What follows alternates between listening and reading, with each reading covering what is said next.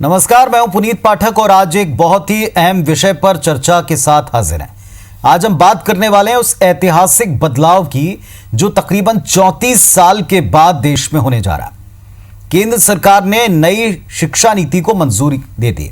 34 साल के बाद इस नई शिक्षा नीति में स्कूली शिक्षा से लेकर उच्च शिक्षा तक कई सारे परिवर्तन प्रस्तावित। इसमें बोर्ड परीक्षा का भार कम करने से लेकर उच्च शिक्षा के लिए सिर्फ एक नियामक के गठन का फैसला भी है। नई नीति में अब पढ़ाई बीच में अगर छूट जाए तो पहले की तरह बेकार नहीं होगी, इस तरह का दावा है। वहीं नए सुधारों में टेक्नोलॉजी और ऑनलाइन एजुकेशन पर भी फोकस है, जोर है। हालांकि शिक्षा नीति को लेकर देश में बहस छिड़ गई है, कई सवाल उठाए जा रहे हैं। अगले 1 घंटे हम नई शिक्षा नीति से जुड़े बड़े बदलाव, भविष्य में इसका असर और इससे जुड़े आज के कुछ बड़े सवाल रखेंगे।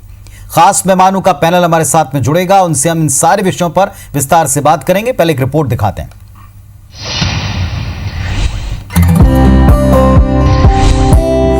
चौंतीस साल बाद शिक्षा नीति में बदलाव, फॉर्मेट बदला, क्या भविष्य बदलेगा? नई शिक्षा नीति यानी न्यू एजुकेशन पॉलिसी। शिक्षा नीति का मतलब ये समझिए कि कब तक स्कूलों में पढ़ना है,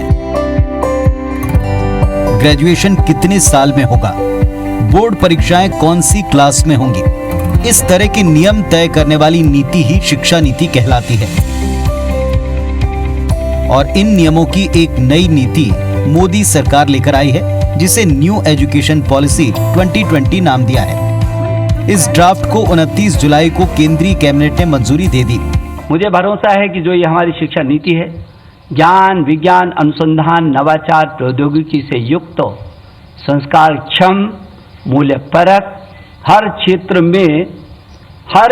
में हर परिस्थिति का मुकाबला करने वाली, पूरी दुनिया के लिए भारत में ज्ञान की महाशक्ति के रूप में उभर करके आएगी। नई शिक्षा नीति लाने के पीछे दलील है कि बदलते वक्त की जरूरतों को पूरा करने के लिए, शिक्षा की गुणवत्ता बढ़ाने के लिए, इनोवेशन और रिसर्च को बढ़ावा देने के लिए इसकी जरूरत थी। करीब 34 साल बाद आई इस नई शिक्षा नीति में स्कूली शिक्षा से लेकर उच्च शिक्षा तक कई बड़े बदलाव किए गए हैं। नई एजुकेशन पॉलिसी के तहत स्कूलों में 10+2 कॉन्सेप्ट खत्म कर दिया जाएगा। अब 5+3+3+4 फॉर्मेट के तहत स्कूलों में पढ़ाई होगी। नई नीति के तहत 6वीं कक्षा से ही बच्चों को रोजगार परक शिक्षा मिलेगी। 5वीं तक के छात्रों को मातृभाषा में पढ़ाया जाएगा। 9वीं से 12वीं क्लास तक सेमेस्टर में एग्जाम होंगे। नई शिक्षा नीति में मल्टीपल एंट्री और एग्जिट सिस्टम की व्यवस्था होगी, जिसके तहत पढ़ाई बीच में छूट जाने पर पहले की पढ़ाई बेकार नहीं होगी। इसके अलावा सरकारी, निजी, डीम्ड सभी संस्थानों के लिए अब एक समान नियम होंगे। विदेशी यूनिवर्सिटी को भारत में कैंपस खोलने की अनुमति होगी। जाहिर सी बात है कि सरकार के इस फैसले को लेकर अब राजनीतिक बहस भी छिड़ गई है। बीजेपी नेता जहां इसका स्वागत कर रहे हैं, तो कांग्रेस के मुताबिक नई नीति से निजीकरण को बढ़ावा मिलेगा। ये तो भारत सरकार की एजुकेशन पॉलिसी है और वो अच्छी पॉलिसी है। कोई राज्य नहीं बचेंगे, सबको लागू करना ही है। हमने तो ये कहा कि इसमें विमर्श करेंगे और अच्छे से हमारे अपने वर्तमान के जो संसाधन है उसमें वो कैसे बेहतर कर सकते हैं, उस दिशा में आगे बढ़ेंगे। बच्चों के ऊपर एक बोझ हो रहा था और अनावश्यक उसमें जो समय और परिस्थितियां जो लग रही थी, इन सब बातों का निराकरण करने के लिए कि पढ़ाई का उनका ठीक से हो सके, समय का उपयोग हो सके और इसके अलावा मनपसंद अपना सब्जेक्ट भी वो चयन कर सके, इन सब बातों को लेकर के जो तय किए हैं, स्वागत योग्य है। तो इतनी सारी उसमें बातें कही गई हैं, किस ढंग से वो लागू किया जाए और कब लागू किया जाए भी कोई स्पष्ट नहीं है। आपने कहा कि अभी अगस्त के महीने तक स्कूल बंद रहेंगे, आगे भी कोई स्पष्ट अभी नहीं है कि कब तक स्कूल खुलेंगे। तो ऐसी स्थिति में जब पूरे देश में कोरोना का संकट है, इस कोरोना काल में किस ढंग से पढ़ाई हो, इस पर भी कुछ उसमें कुछ कहा नहीं गया है।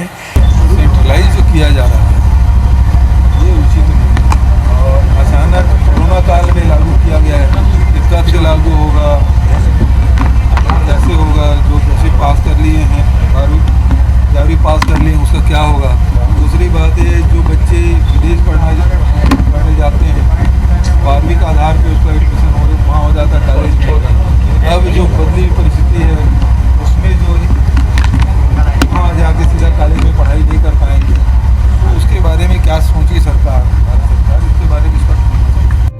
केंद्र सरकार ने मानव संसाधन विकास मंत्रालय का नाम बदलकर शिक्षा मंत्रालय कर दिया है। इसके साथ ही शिक्षा पर सरकारी खर्च 4.43% से बढ़ाकर जीडीपी का 6% तक करने का लक्ष्य है। बहरहाल नई शिक्षा नीति को अभी कैबिनेट से मंजूरी मिली है।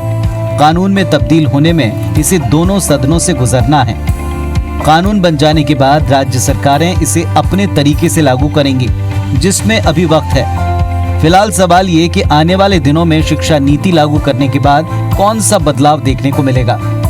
नई शिक्षा नीति से कितनी बदलेगी शिक्षा व्यवस्था, साथ ही क्या वाकई नई नीति निजीकरण को बढ़ावा देने वाली है। Bureau report, IBC 24।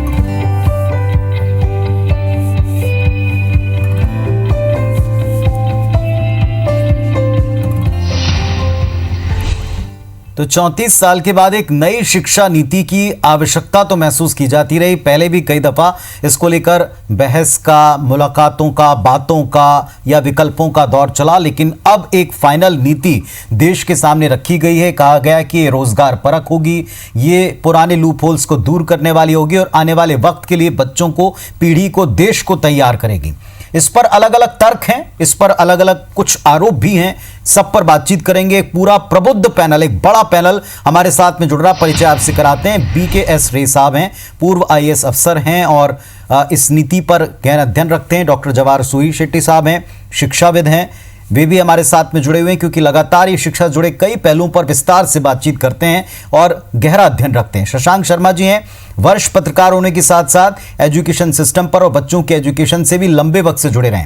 Ajay Bishnoi जी हैं, भारतीय जनता पार्टी के सीनियर लीडर और विधायक हैं, जनप्रतिनिधि हैं। सत्यनारायण शर्मा जी हैं, पूर्व शिक्षा मंत्री हैं छत्तीसगढ़ के। आप सबका इस पैनल में बहुत स्वागत है। आप सबको सादर नमस्कार। सबसे पहले चूंकि बात शिक्षा की है, शिक्षाविद से ही हम शुरुआत करते हैं। धन्यवाद पाठक जी, आपका भी है अभिनंदन। जी धन्यवाद। डॉक्टर जवाहर सूरी शेट्टी साहब, पहला मैं आपसे कमेंट चाहूँगा।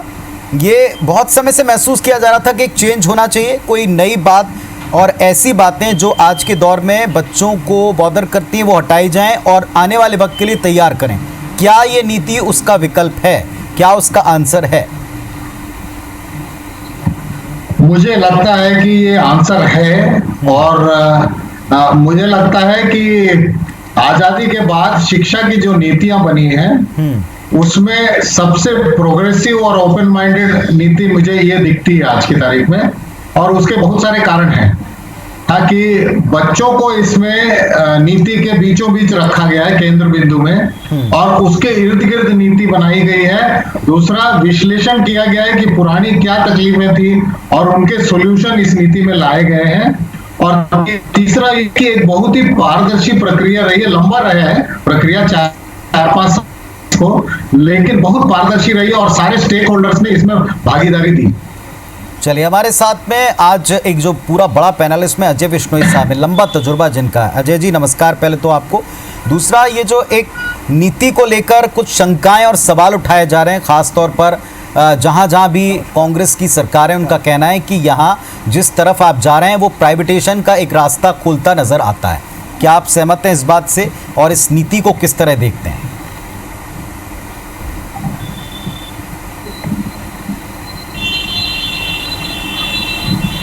कांग्रेस को जो कुछ कहना कहता रहे, क्योंकि कांग्रेस का काम विरोध करना है, बिना सोचे समझे विरोध करना है। उनके नेता न पढ़ते हैं, उन्हें देखते हैं और बिना पढ़े लिखे विरोध करना शुरू कर देते हैं। अभी शेट्टी जी ने जो कुछ कह दिया वो 1 मिनट के अंदर उन्होंने सारे क्रक्स कह दिए इस पूरी नीति के बारे में, जो कुछ कहा जा सकता है। अब इसके बिंदुवार इस पर चर्चा की जा सकती है। जो हमारे कांग्रेस के मित्र इस पैनल में बैठे हुए हैं या बाहर जहाँ पर भी जो बहस करना चाहते हैं, वो बिंदुवार इस पर चर्चा कर सकते हैं। निजीकरण ये एक ऐसा आरोप है जहाँ बढ़ा जा सकता है। क्यों भैया, निजीकरण से डरने की क्या जरूरत है? निजीकरण जहाँ जहाँ देश में आया है वहाँ कौन सा नुकसान कर दिया उसने?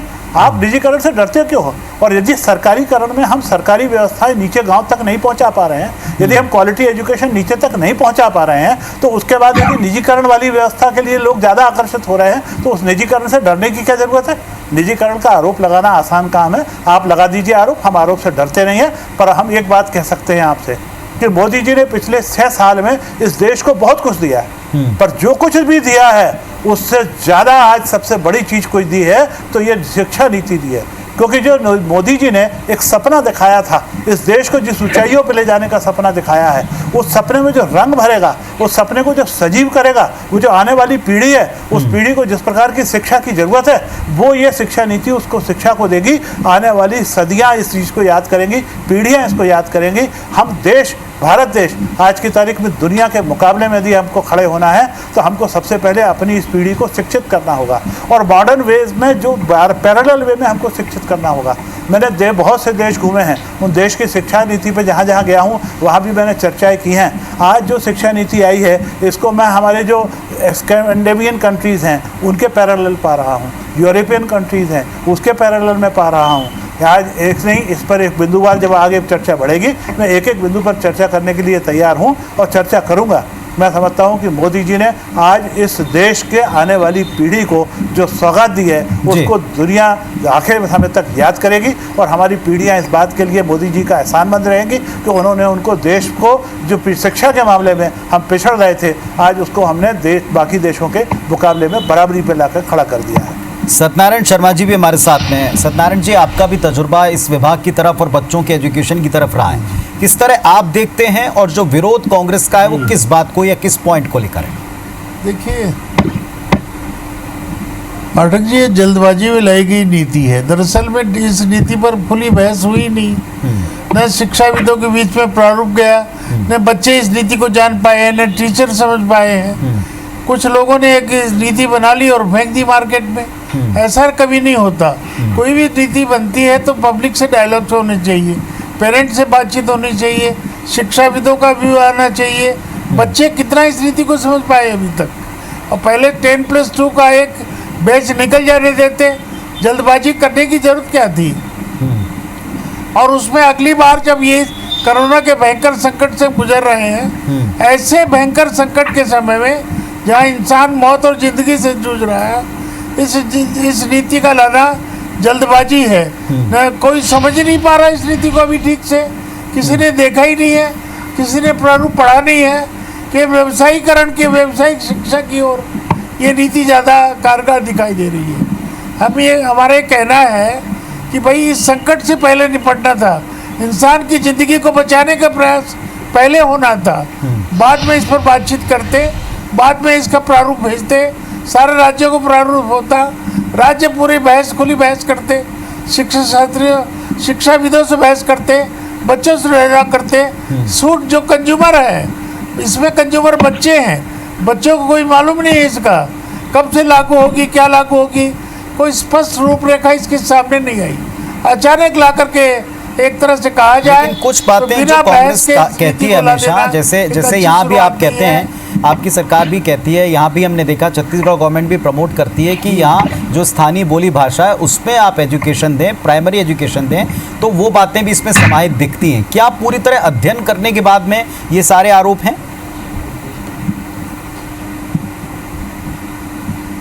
निश्चित तौर पे प्रारूप अभी तो बाजार में शिक्षाविदों के पास नहीं आया है इसका प्रारूप जी, वो समझ नहीं पाए हैं। बच्चों के दिमाग में अभी शिक्षा नीति उतरी नहीं है, तो कंज्यूमर इसमें बच्चे हैं, कंज्यूमर के बीच में आना चाहिए सब चीज़ें, वो इस सब पहलू में देखते हैं। अभी 11th क्लास के बाद क्या होगा कुछ समझ में नहीं आ रहा है, और इसमें कोई स्पष्ट बात है नहीं।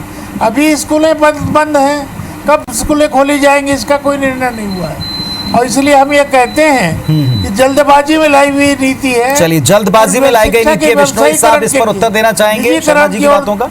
कदम मैं देना सत्यनारायण शर्मा जी ने जो बातें की, अजय बिश्नोई साहब उत्तर देना चाहेंगे? हाँ, देखिए ऐसा है, शर्मा जी जो कह रहे हैं, शर्मा जी जो कह रहे हैं वो उनका अपना भी हो सकता है। और एक बात उन्होंने स्वीकार कर ली है सहज रूप से कि ये प्रारूप ना तो उन्होंने भी देखा है ना उसको पढ़ा है, परंतु चूंकि ये बीजेपी की सरकार लाई है और वो कांग्रेसी हैं, इसलिए विरोध करना उनका धर्म है। तो 2 पॉइंट पकड़ के कि कंज्यूमर है, और जल्दीबाजी में लाई गई है, प्रारूप किसी ने देखा नहीं है, देखने वालों ने देखा है। सेट्टी जी ने कहा है कि जल्दीबाजी में नहीं लाई गई है, 4 साल 5 साल से इस नीति पर विचार हो रहा था और सारे स्टेक होल्डर्स से चर्चा करने के बाद में नीति आई है। ये अभी 2-5 मिनट पहले बातचीत हुई है, शर्मा जी ने उसकी तरफ ध्यान नहीं दिया और ना प्रारूप पढ़ा है, इसलिए मैं उनकी बात का बुरा नहीं मानता हूँ। वो अपने धर्म का निर्वहन कर रहे हैं, वो अपने धर्म का निर्वहन करते रहें, पर हम इस चर्चा पर जरूर करना चाहते हैं ये नीति जो लाई है। अब क्या वो हम जो केजी में जाने वाला बच्चा है जिसके लिए बाल वाटिका खोली है उससे पूछेंगे कि तेरे को कैसी शिक्षा चाहिए, या हम माँ बाप से पूछेंगे कि उनको किस प्रकार की शिक्षा की ज़रूरत है? आज की तारीख में हम उसकी बातचीत कर रहे हैं। आज एक बात जो आपने कही अभी थोड़ी देर पहले पाठक जी, जो सत्यनारायण शर्मा जी से आप कह रहे थे कि हम छत्तीसगढ़ में छत्तीसगढ़ी भाषा में क्यों नहीं शिक्षा दे सकते हैं? चैनल भी छत्तीसगढ़ी भाषा में वहाँ पर समाचार पढ़ के सुना रहे हैं, तो बच्चों को छत्तीसगढ़ी समाचार मिलना चाहिए जो जिस भाषा का है। मैं एक छोटा सा उदाहरण देता हूँ। आज की तारीख में हमको आपको किसी को भी कह दिया जाए कि जरा एक बड़ा सा अपने को आंकड़े दे दिए जाए कि इसको जोड़ लगा के दिखा दीजिए, हम जोड़ लगाने बैठेंगे ना 9-7 साल 16 4 20 4 5 25 ऐसा करते जाएंगे। कभी उसको हम अंग्रेजी में 9-7 करने की कोशिश करेंगे तो गड़बड़ा जाएंगे। हमारी मातृभाषा हमको जितनी सुविधा देती है चीज़ों को समझने में करने में, वो दूसरी भाषा हमको नहीं देती है। इसलिए हमने जो ये बात रखी है कि हमारे को प्रारंभिक 8वीं तक की शिक्षा हमको मातृभाषा या क्षेत्रीय भाषा के अंदर मिल पाएगी, वो अपने आप में एक महत्वपूर्ण चीज़ है, उस चीज़ को हम भुला नहीं सकते। फिर एक चीज़ और कही है उसमें कि जो ये वाटिका में पढ़ने वाले बच्चे होंगे और इनको पढ़ाने वाले शिक्षक होंगे, उनको विशेष रूप से प्रशिक्षित किया जाएगा कि इन छोटे बच्चों को किस रूप से पढ़ाया जाए। और सिर्फ पढ़ाने की बातचीत नहीं कर रहे हैं, उनको ये भी कह रहे हैं कि उनके लाइफ में उनके क्या शौक हैं, उनको क्या बनने की अब मैं एक पॉइंट पर आना चाहूंगा विष्णु, उनका एवोल्यूशन एक पॉइंट पर मैं आना चाहूंगा। उनको कोई स्किल चाहिए है तो स्किल डेवलपमेंट में भी लोगों को एक पॉइंट पर आना चाहूंगा। हमारे साथ में एक पॉइंट पर चर्चा करेंगे, जी इत्मीनान से बात करेंगे, मेरे को कोई जल्दी नहीं है। बिल्कुल बिल्कुल। रे साहब हमारे साथ में हैं, बीके रे साहब। प्राइमरी एजुकेशन में चेंजेस बहुत ज़रूरी थी, हालांकि आपने हायर एजुकेशन पर भी काफ़ी वर्क किया, लेकिन प्रारंभिक शिक्षा अगर आपकी मजबूत हो, वहाँ से अगर आप चेंज करें तो ऊपर तक चेन मजबूती से जा सकती है। ओवरऑल व्यू आपको अब तक जितना मिला इस पॉलिसी का, क्या लगता है आपको ये चेंजिंग या गेम चेंजर साबित हो सकती है बच्चों के लिए?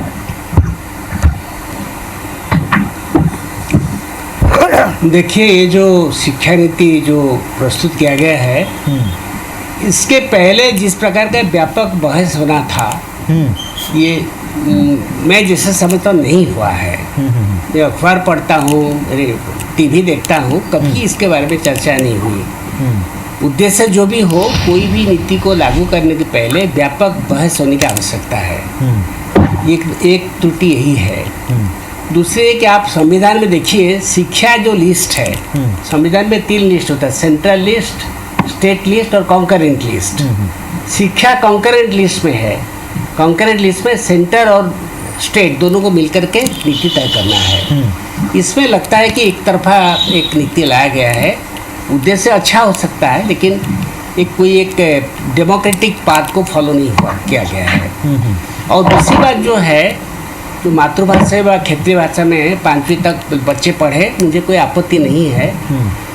पहले भी ऐसा हुआ है, लेकिन मैं आपको बता रहा हूँ, एक अंग्रेजी ऐसे ग्लोबल लैंग्वेज, विश्व भाषा, उसको हम कभी नजरअंदाज नहीं कर सकते। आज भी हजार इंग्लिश टीचर चाइना जाकर के अंग्रेजी पढ़ा रहे हैं।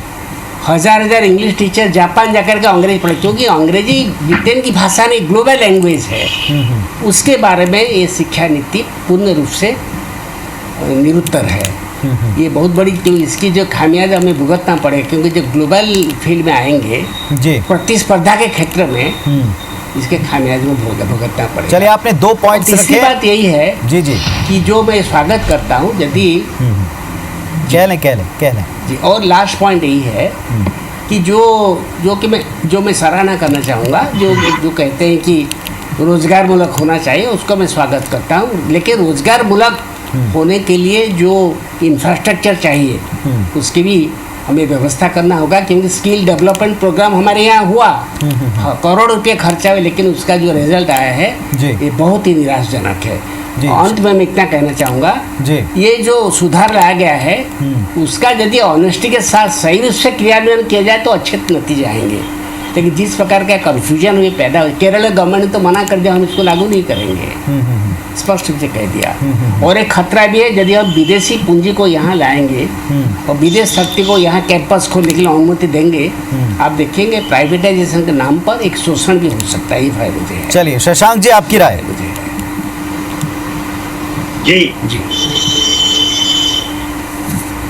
देखिए ऐसा है कि एक तो शिक्षा नीति में एक परिवर्तन अपरिहार्य था।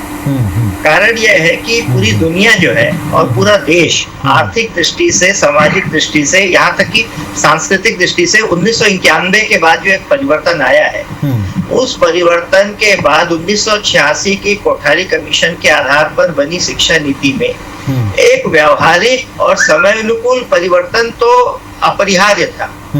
सवाल यह है कि आज जो शिक्षा नीति आई है उसमें अच्छाई क्या है, बुराई क्या है, वो एक बात अलग हो सकती है। लेकिन हमें यह नहीं भूलना चाहिए कि जो दुनिया जिस तरह से चल रही है, जो रिसर्च एंड डेवलपमेंट पर आधारित जो दुनिया चल रही है, आज अमेरिका की सबसे बड़ी ताकत क्या है? अमेरिका की सबसे बड़ी ताकत जो है वो रिसर्च एंड डेवलपमेंट है। वहाँ का इनोवेशन अमेरिका को सुपर पावर बनाता है। जापान का इलेक्ट्रॉनिक्स में इनोवेशन उसको सुपर पावर बनाता है। और भारत की सबसे बड़ी कमजोरी 70 साल की क्या है कि 70 साल के पहले गुलाम भारत में जितने वैज्ञानिक पैदा हुए भारत में, उतने वैज्ञानिक स्वतंत्र होने के बाद भारत में क्यों पैदा नहीं हुए? ये सवाल हमको पूछना चाहिए। क्योंकि हमने अपनी शिक्षा नीति में जो बाल मन की जिज्ञासा है और एक खुले मन से जो सीखने की एक जो प्रवृत्ति होती है बच्चे की, उसको हमने भाषा के चंगुल में उसको कुचल डाला। बच्चा जो है वो भाषा सीखने में जो अपना पूरी मेहनत कर देता है, उतना विज्ञान को समझने में नहीं लगाता।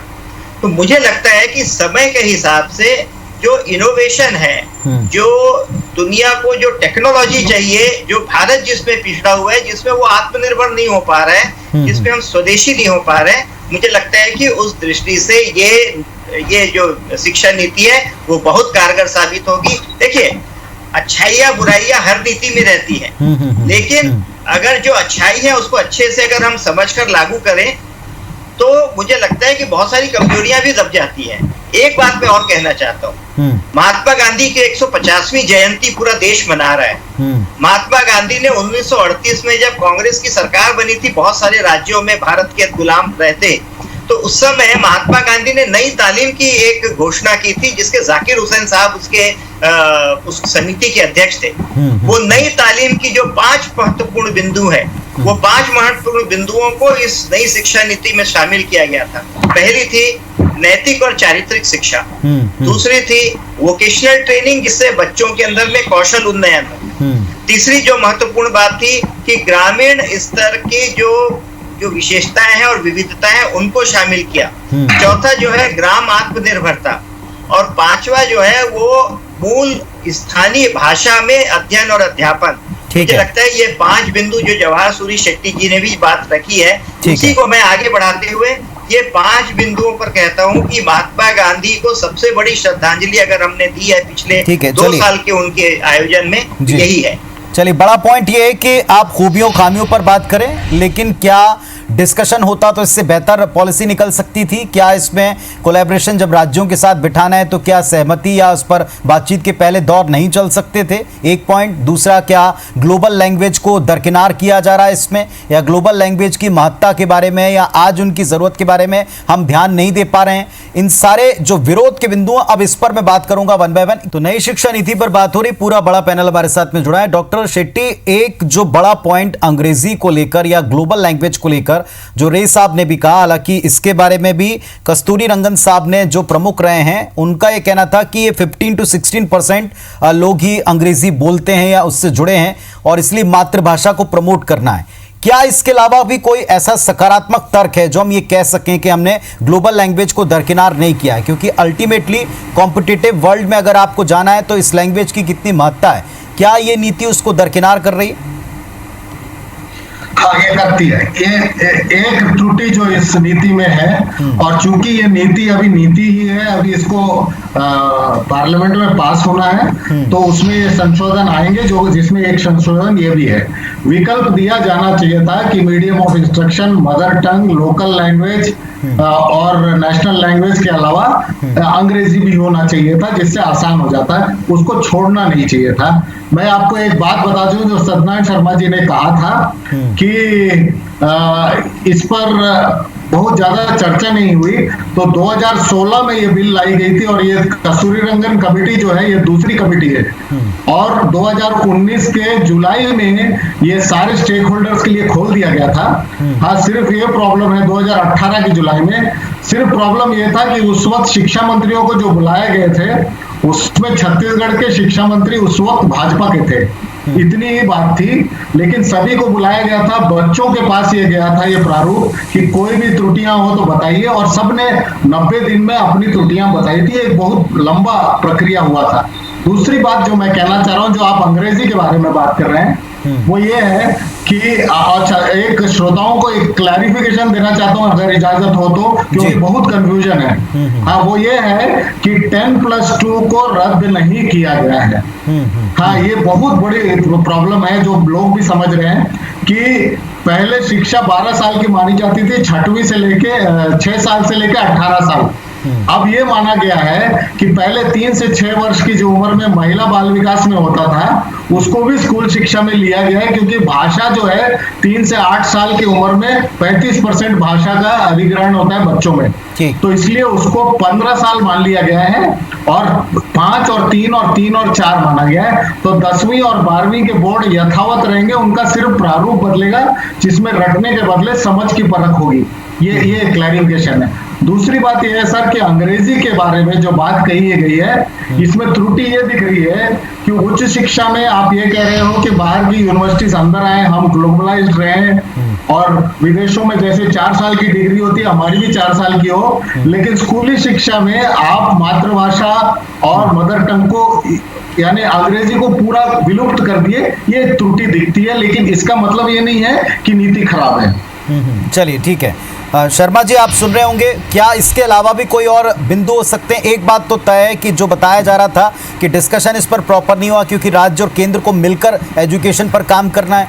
क्या इसे किसी भी व्यवहारिक स्तर के ऊपर आप फेल पाते हैं, या किसी बिंदु को फेल पाते हैं? सत्यनारायण शर्मा जी, देखिए, बात सबसे बड़ी बात तो है, शिक्षा शास्त्रियों के बीच में एक खुली बहस होना था। इसमें एक खुली बहस शिक्षा शास्त्रियों के बीच में होती, उसमें बहुत सी बातें खुल करके छन करके आती। अब ऐसे संकट के समय में किसी का ध्यान उस ओर है नहीं, इसीलिए मैंने कहा कि जल्दबाजी में लाई गई नीति है। 1 साल बाद ला सकते थे, कौन सा पार्ट टूट रहा था। दरअसल में सारे लोग कंसेप्ट समझ लेते, अच्छी तरह से बहस होती, गुण दोष के आधार पर चर्चा होती, उसके बाद इसे लाया जाता, अच्छी बात थी। लेकिन ऐसे समय में जब आदमी का दिमाग संकट के समय में इधर उधर घूम रहा है, ऐसे समय लाने की जरूरत क्या थी? मतलब टाइमिंग को लेकर मूल आपका विरोध है कि टाइमिंग ठीक नहीं है। टाइमिंग ठीक नहीं है, और उसके अलावा सब लोगों के बीच में शिक्षा नीति पर खुली बहस नहीं हो पाई। ठीक है, राज्यों का क्या व्यू है, शिक्षा शास्त्रियों का क्या व्यू है, बच्चे क्या चाहते हैं, टीचर्स क्या चाहते हैं, डायलॉग्स होना तो सभी के बीच में होना था। विश्नोई साहब, इस पर आप उत्तर देंगे? ये टाइमिंग और दूसरा सबको साथ लेकर एक खुली डिबेट क्यों नहीं? इससे कुछ अच्छे पॉइंट्स निकलते, लूप होल्स दूर हो जाते।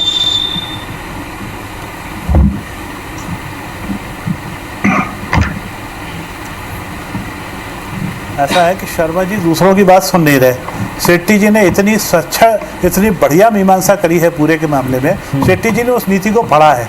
ये नीति का प्रारूप 150 से ज़्यादा पेज का है। बहुत से लोगों ने इसको न तो देखा है, न पढ़ा है, न समझा है, पर हम बहस कर रहे हैं। शेट्टी साहब ने बहुत स्पष्ट रूप से कहा है कि पुराना 10+2 सिस्टम लागू रहेगा। ऐसा नहीं होने वाला कि 10+2 सिस्टम में बीच में हम इसको तोड़ देने वाले हैं। दूसरी चीज़ बहुत स्पष्ट रूप से उन्होंने कही है कि शिक्षा पहले भी जो थी वो 12 और 3 15 साल की थी, आज भी वो 12 और 3 15 की रहने वाली है। उसमें कोई परिवर्तन नहीं किया गया है, सिर्फ एक व्यवस्था में परिवर्तन किया गया है, हम उसमें वोकेशनल ट्रेनिंग की, जिसका गांधी जी का हवाला दे रहे थे शशांक जी, वो हम गांधी जी का हवाला देते हुए कहें या सीधी बात कहें, बच्चे को वोकेशनल ट्रेनिंग देने की बात कर रहे हैं, उसको लोकल स्किल में ट्रीट करना चाह रहे हैं। जो हमारे बच्चे पढ़ने के अलावा परीक्षा और छुट्टी के समय में तो उसका सदुपयोग कैसे किया जाए, उसके दिशा में बातचीत करने के हम बातचीत कर रहे हैं। हमारा विषयों का इंट्रोडक्शन वही 9th से शुरू होगा, और जो 10th 11th 9th 10th 11th में वो विषयों के ऊपर पढ़ेगा, यही सारी वही व्यवस्था उसमें लागू रहेगी। परंतु इसके बाद थोड़ा सा हम इसके हायर एजुकेशन की भी चर्चा करें। अभी हम सिर्फ स्कूल एजुकेशन में उलझे हुए हैं। सबसे बड़ा जो बदलाव हुआ है वो हायर एजुकेशन में हुआ है। हायर एजुकेशन में उन्होंने इस बात को कहा है कि मेडिकल और लॉ, ये दो पढ़ाइयों को छोड़ दें तो इन दो पढ़ाइयों के अलावा सारी की सारी जितना भी है वो एक सेंट्रल बोर्ड बनेगा, और वो अपने स्टैंडर्ड क्या होने वाला है, सिस्टम पढ़ाई का क्या होगा, उसको कंट्रोल करेगा। तो आज मौलाना आज़ाद में जो बच्चे पढ़ रहे हैं और जबलपुर में हमारे या भोपाल में जो बच्चे पढ़ेंगे, उन सबका स्तर एक स्तर पर लाने का प्रयास उस दिशा में हम करने वाले हैं।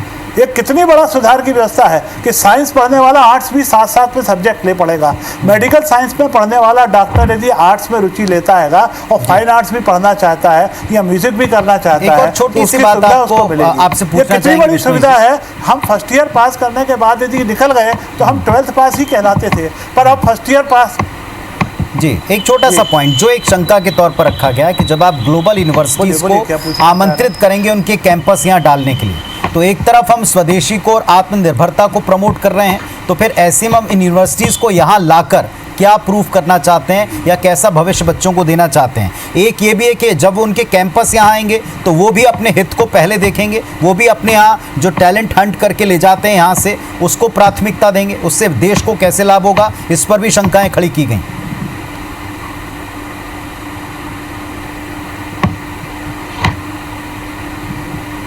पहले हम स्वदेशी व्यवस्था से क्या देने जा रहे हैं, इस शिक्षा नीति से हमारी जो वर्तमान नीति में हम किस तरीके का सुधार कर रहे हैं, क्या इसकी पॉजिटिविटी है, इस पर चर्चा की नहीं। अभी विदेश के कैंपस पता नहीं कब आएंगे और कब नहीं आएंगे, उसकी हम चिंता आज की तारीख में करने लगे। मैंने कहा पहले इस बात की तो चर्चा कर लो ना कि जो बच्चा फर्स्ट ईयर के बाद किसी कारण से नहीं पढ़ पा रहा है वो 12th वाला नहीं कहलाएगा, फर्स्ट ईयर का सर्टिफिकेट लेके बाहर जाएगा और वापस आके 2 साल 4 साल बाद पढ़ना चाहेगा तो फिर सेकेंड ईयर ज्वाइन कर पाएगा।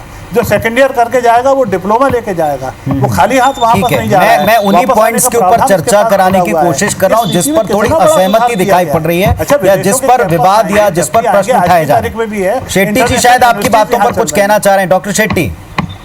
यस, इसमें सर आप एक ही तरफ का रूल ले रहे हैं कि बाहर से जो यूनिवर्सिटीज कैंपस रखेंगी यहाँ पे, उससे भारत को क्या फायदा होगा। बहुत बच्चे भारत से बाहर जाते हैं और वहाँ पढ़ते हैं, वो अगर यहाँ आते हैं तो घर के पास रहेंगे। एक दूसरी चीज जो आपने इग्नोर की है वो बात यह है कि भारतीय संस्थाओं को विदेशी स्थानों में अपने कैंपस खोलने की भी बात कही गई है। तो ये बराबरी है, अगर वैश्वीकरण है इसका मतलब लेन देन दोनों होगा। आप सिर्फ इम्पोर्ट करेंगे एक्सपोर्ट नहीं करेंगे, ऐसा होता नहीं है। ठीक है रे साहब, आप भी इस पर कुछ कहना चाह रहे हैं। हायर एजुकेशन में जो चेंजेस मेंशन किए जा रहे हैं, जितने देख और समझ पा रहे हैं।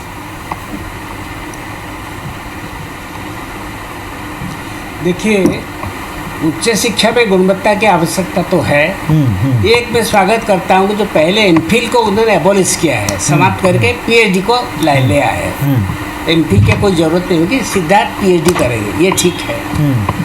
परंतु मुझे ये शंका है कि जो उच्च शिक्षा में लोग जो कह रहे हैं कि बाहरी विदेश के जो कैंपस को वो इन्हें यहाँ कैंपस खोलने की सुविधा दी जाएगी, मुझे ये आशंका है कि इसके नाम पर विदेश के जो शिक्षा क्षेत्र में एक जो पैसा कमाने वाले जो माफिया है, पैसा कमाना है, पैसा कमाने वाले ऐसे लोग भारत में आकर के पहुँचेंगे जिनका मूल उद्देश्य रहेगा प्रॉफिट करना। आप यकीनन मुझे मान लीजिएगा, मैं जो कहता हूँ बहुत सही कह रहा हूँ कि बाहर के जो कैंपस जो आएंगे इनका मुख्य लक्ष्य रहेगा पैसा कमाना जी। उस समय एक संकट की स्थिति बनेगी। और लेकिन अभी भी जैसा बता रहे हैं शेट्टी साहब के, और ये तो फैक्ट है ना कि प्रतिवर्ष यहाँ से अभी भी हायर एजुकेशन के लिए बहुत से विद्यार्थी विदेश जाते हैं। उनके कैंपस के आने से वो कम से कम देश में और घर में रहेंगे।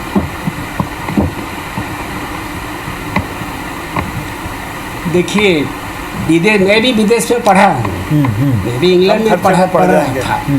विदेश में जाकर के पढ़ना एक अलग स्थिति बनती है, लेकिन विदेश की जो यूनिवर्सिटी व विदेश के जो ग्रुप्स है वो यदि यहाँ कैंपस खुलेंगे उसमें बहुत गुणात्मक अंतर रहेगा।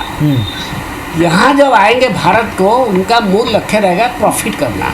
अच्छा, जो कि हो सकता है कि हम बाहर जब जाते हैं वो इतना संभव नहीं होगा, इसीलिए तो यहाँ आने के लिए आतुर है। जी शशांक जी उत्तर दें इस बात का, को भारत में आकर या पॉइंट रखें अपना इस पर। आमंत्रित करना मतलब हम अपना विफलता को स्वीकार करते हैं। ठीक है जी शशांक जी। इसमें एक दो कंक्लूजन है। देखिए कंसल्टेशन की जहाँ तक बात है, लगभग 2 से 2.5 साल कंसल्टेशन चली थी। मुझे याद है कि पंडित रविशंकर शुक्ल विश्वविद्यालय में एक 2 से 3 दिन का कंसल्टेशन प्रोग्राम था नई शिक्षा नीति पर, और मैं स्वयं उसमें मौजूद था। और कई राउंड में उसके ग्रुप्स बने थे अलग अलग, और बकायदा पंडित रविशंकर शुक्ल विश्वविद्यालय ने एक अपना प्रपोजल बनाकर भेजा था कि हमारे शिक्षाविद नई शिक्षा नीति में क्या चाहते हैं। आपको जान के बहुत आश्चर्य होगा कि पूरे देश में 2.5 लाख ग्राम पंचायतों से लेकर जिला स्तर तक कंसल्टेशन किया गया है। यह फैक्ट जो है इंडियन जो अभी न्यू पॉलिसी है उसमें दिया हुआ है।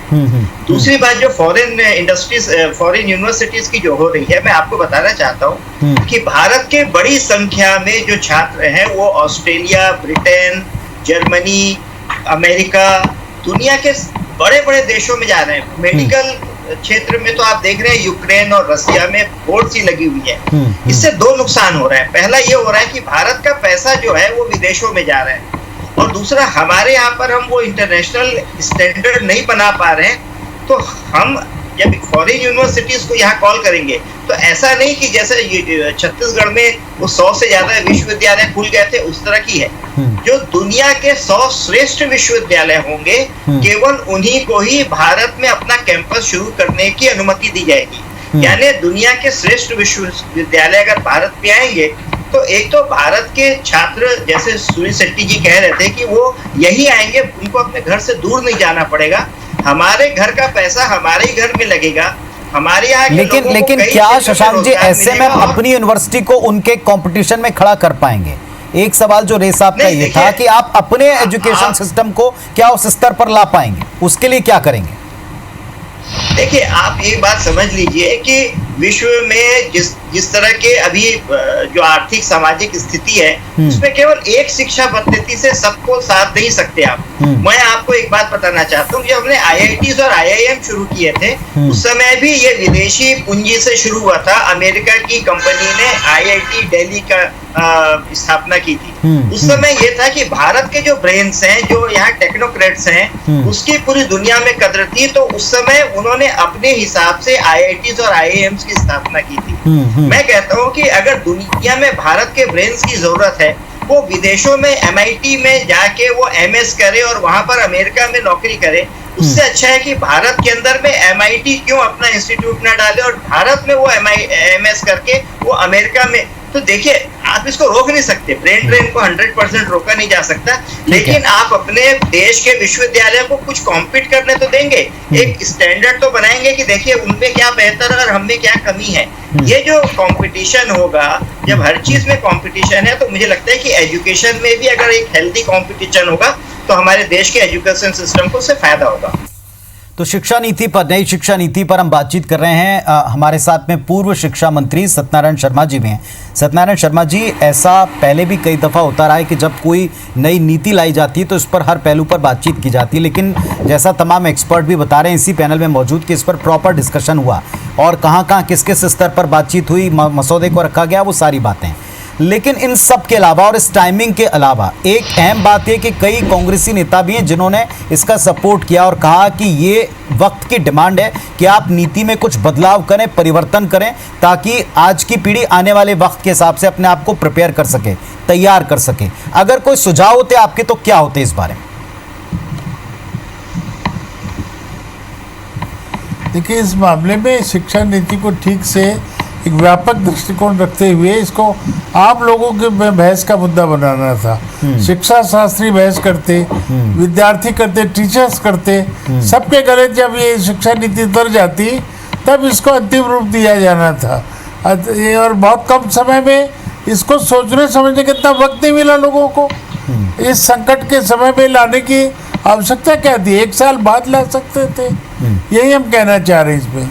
ठीक है, चलिए विश्नोई साहब, अगर इसके प्लस एंड माइनस पॉइंट के ऊपर, जैसा आपने कहा कि उच्च शिक्षा के क्षेत्र में भी कई शंकाएं रहीं, कईयों पर हमने चर्चा कर ली, सबसे बड़ा पॉइंट ये कि कितने सालों में आप क्या पास करेंगे, इसमें शायद समझने में दिक्कत हुई, कम्युनिकेशन में दिक्कत हुई।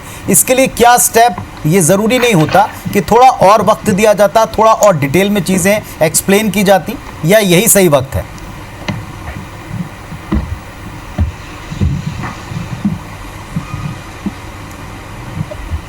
देखिए, अभी तो सितंबर से ये सेशन शुरू होने की बातचीत है, तो बीच में हमारे पास अगस्त का पूरा समय पड़ा हुआ है। सितंबर में एडमिशन्स होंगे, प्रवेश होगा, उसके बाद पढ़ाई के दौर शुरू होंगे, हर एक राज्य अपने हिसाब से लागू करेगा। अंग्रेजी का विषय, ये किसने कहा कि अंग्रेजी नहीं पढ़ाई जाएगी? ये अंग्रेजी एक अलग से विषय नहीं होगा, इसलिए अभी बहस बेकार है। अपन इस सब पे बहुत चर्चा हो चुकी है, इस विषय को थोड़ा सा और आगे बढ़ाना चाहते हैं। इसके 2 बहुत महत्वपूर्ण बिंदु है, उसकी तरफ अभी तक चर्चा नहीं हुई है। एक सबसे बड़ा महत्वपूर्ण बिंदु है कि हमने इसमें उसकी भी चिंता करी है जो कुछ गिफ्टेड चाइल्ड होते हैं, जिनको भगवान की कृपा रहती है, अतिरिक्त बुद्धि उनके पास रहती है। आपने ऐसे कई उदाहरण देखे सुने होंगे, अपने टेलीविजन पे दिखाए होंगे कि 14-15 साल की उम्र में उसने ग्रेजुएशन पास कर लिया या ऊपर की डिग्रियां लेके चला आया। ऐसे भी बच्चों के लिए एक स्पेशल व्यवस्था वहाँ पर की गई है। दूसरी जो चीज़ है, कोडिंग की चर्चा करी है। 6वीं से बच्चों को कोडिंग पढ़ाई जाएगी। What is this coding? ये कोडिंग है क्या? ये कोडिंग है कंप्यूटर की भाषा समझने का कोड, कंप्यूटर में लिखने का कोर्स।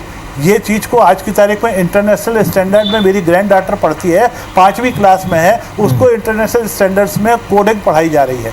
हम उस तरफ ध्यान दे रहे हैं, हमारे बच्चे भी कोडिंग करेंगे, तब वो कंप्यूटर के अंदर घुस पाएंगे और विश्व के मुकाबले में खड़े हो पाएंगे। विश्नोई जी, यही मेरा सवाल था कि अभी इसको बहुत सारे, आपने बहुत सही बात की थी, आपने बहुत सही पॉइंट रखा था पहले कि इसे पूरी तरह से अध्ययन कितने लोगों ने किया है, इसे पूरी तरह से समझा कितने लोगों ने। ये एक लंबी विस्तारित एक प्रक्रिया भी होती, और जैसा कि अब सरकार भी कई जगह जहां बदली है, वहां इसके ऊपर एक प्रॉपर टाइम दिया जाता, जो बार बार एक आपत्ति की बातचीत आ रही है।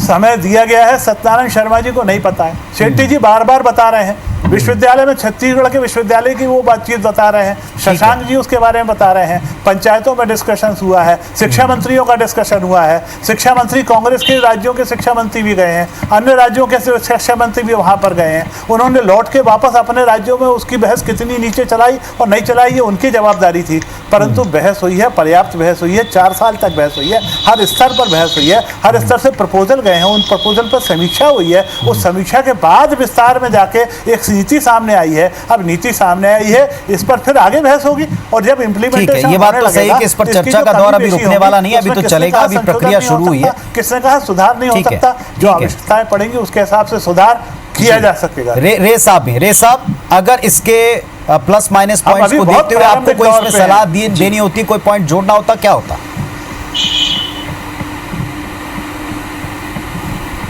मेरा ये कहना है कि और व्यापक विचार विमर्श करने की आवश्यकता है। मैं सत्यनारायण जी का ये कथन सहमत हूँ कि जिस प्रकार विचार विमर्श होना चाहिए था अभी तक नहीं हुआ। भला उसके सपक्ष में जो भी तर्क प्रस्तुत करे, ऐसा लगा कि आकस्मिक रूप से कोई नीति हमारे ऊपर थोप दिया गया। ये नीति में कुछ अच्छाई भी है और कुछ ऐसे विषय है जो कि जिसके ऊपर गंभीर अध्ययन करने की आवश्यकता है। तो व्यापक विचार विमर्श करने की जो वातावरण है, वो वातावरण को जारी रखा जाए। शशांक जी, आपका फाइनल कमेंट इस पर? हम जान पाएंगे कि इसका क्या आगे क्या हो। जी जी, मैं मानता हूँ कि मैंने कहा, पहले भी कहा था कि कोई भी जब नीति आती है तो उसको क्रियान्वित करने में बहुत सारी व्यावहारिक दिक्कतें होती है। उसमें जो अच्छाइयाँ होती हैं उनको पहले लागू करना, जो कमजोरियां हैं उसको फिर से कंसल्टेशन करना, ठीक करना।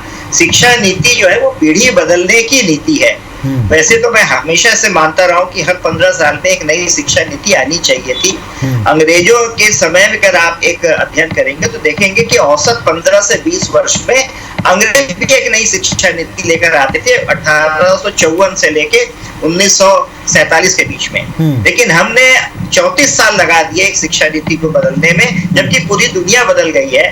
तो इसलिए इस पर बजाय इस पर हम नुक्ताचीनी करें, ये नई पीढ़ी कैसे बने और उसको भारतीय पद्धति से हर एक सर्वांगीण विकास की दृष्टि से कैसे करें, इसका है। लेकिन मैं ये आपको एक चुनौती के बारे में बताना चाहता हूँ, क्योंकि सब अच्छी बातें कही है। इसमें जो सबसे बड़ी चुनौती है वो, इसमें एक तो बहुत महत्वपूर्ण की बात यह है कि जो शिक्षक नियुक्त किए जाएंगे वो ग्रामीण परिवेश के नियुक्त किए जाएंगे। ऐसे बात जो है इस शिक्षा नीति में है। अब ग्रामीण परिवेश से शिक्षक कैसे आएंगे, क्योंकि उनको टेट और 4 साल का इंटीग्रेटेड बीएड देना है। तो ये 4 साल का इंटीग्रेटेड बीएड तैयारी करके, मतलब पास करके और टेट पास करना है ग्रामीणों के लिए। एक वक्त बड़ा कम बचा मेरे पास में। फाइनल कमेंट शेट्टी साहब आपका, एक अगर कोई सुधार प्रपोज करना हो या इनमें कोई ऐसे लूपहोल्स पर बात करनी हो तो, जो इसमें अभी भी स्कोप दिखता है करने के लिए। 30 सेकंड में एक महत्वपूर्ण बात कहना चाहता हूँ कि पुरानी शिक्षा पद्धति पढ़कर जो शिक्षक बनेंगे वो इस नई शिक्षा पद्धति को कैसे आगे बढ़ाएंगे, इसमें मुझे ठीक है जी।